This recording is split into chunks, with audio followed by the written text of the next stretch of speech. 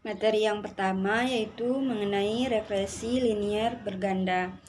Pada regresi ini dia membentuk persamaan garis lurus. Terus tujuan dari menggunakan persamaan ini biasanya untuk memperkirakan nilai pada suatu variabel terikat yang dilambangkan dengan huruf Y, dan juga untuk memperkirakan nilai pada suatu variabel bebas yang dilambangkan dengan huruf X. Pada regresi ini terdapat rumus regresi linier berganda dua variabel bebas dengan rumus Y sama dengan A ditambah B1 kali X1 ditambah B2 kali X2. Untuk Y sendiri itu merupakan variabel terikatnya. Sedangkan untuk A itu merupakan konstanta.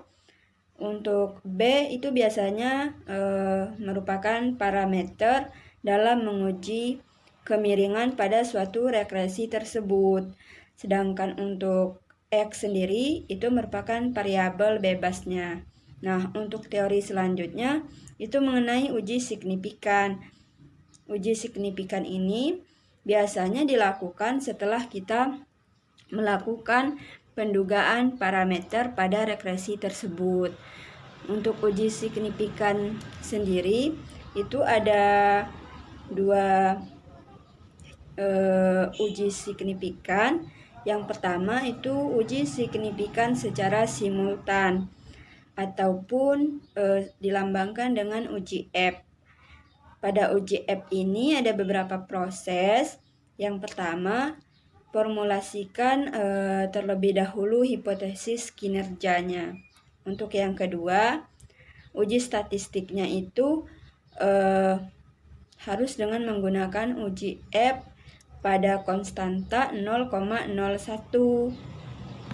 Terus untuk proses yang ketiga, nilai atau harga itu dilihat pada distribusi tabel F.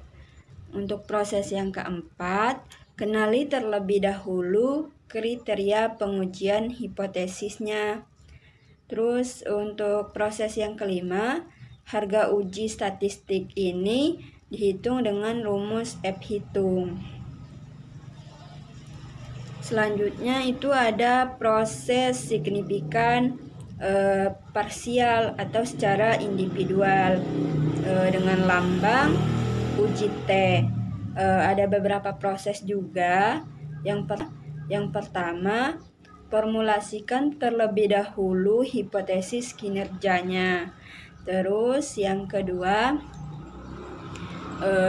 uji statistik yang digunakan itu merupakan uji T dengan konstanta 0,01 atau 0,05. Yang ketiga, nilai atau harga itu dilihat dari tabel distribusi tabel T. Yang keempat, kriteria pengujian pada hipotesis ini diterima ketika HO itu jika T hitungnya itu lebih kecil dari T tabel. Mungkin itu saja materi dari saya. Selanjutnya saya serahkan kepada rekan saya yang bernama Nia Aulia. Assalamualaikum warahmatullahi wabarakatuh. Baiklah, di sini saya akan menjelaskan materi tentang uji asumsi. Asumsi yang harus dipenuhi dalam analisis regresi berganda adalah: yang pertama, sampel harus diambil secara acak atau random dari populasi yang berdistribusi normal. Perhitungan dengan menggunakan SPSS untuk uji normalitas data diperoleh data sebagai berikut seperti yang bisa dilihat di sini.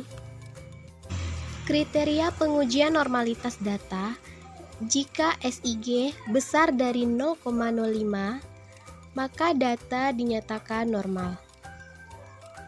Jika SIG kecil dari 0,05, maka data dinyatakan tidak normal.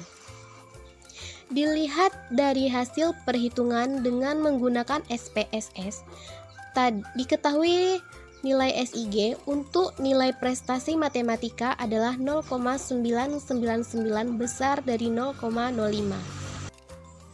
Kemampuan geometri adalah 0,787 besar dari 0,05.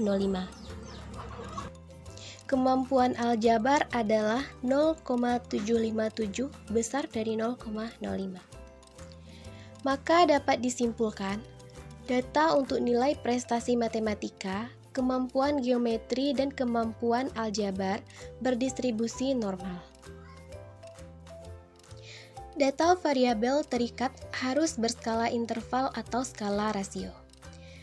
Antara variabel bebas dengan variabel terikat mempunyai hubungan secara teoritis dan melalui perhitungan korelasi sederhana dapat diuji signifikan hubungan tersebut. Persamaan regresi linear, perhitungan dengan menggunakan SPSS, uji linearitas. Prosedur uji linearitas dengan SPSS, entry data, compare means, muncul kotak dialog uji linearitas.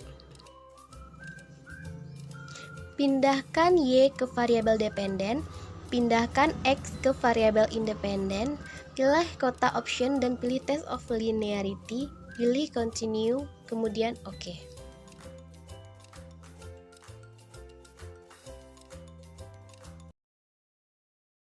Perkenalkan, nama saya Muhammad Sazali Nasuha, NPM C1B018034.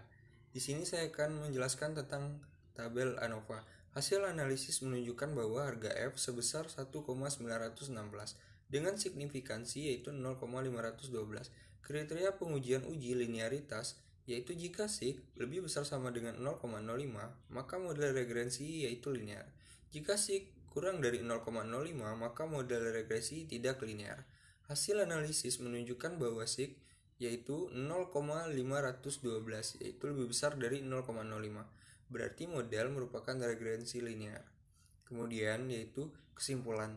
Regresi linear adalah alat statistik yang dipergunakan untuk mengetahui pengaruh antara satu atau beberapa variabel terhadap satu buah variabel.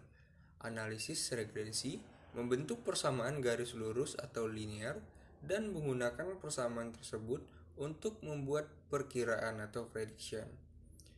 Tujuan dari analisis regresi yaitu untuk membuat perkiraan nilai suatu variabel terikat jika nilai variabel bebas yang berhubungan dengannya sudah ditentukan untuk menguji hipotesis signifikansi pengaruh dari variabel bebas atau X terhadap variabel terikat atau Y.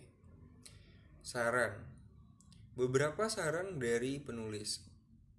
Yang pertama, bagi seorang peneliti dalam memberikan hasil data perhitungan harus disertai dengan interpretasi atau kesimpulan yang jelas.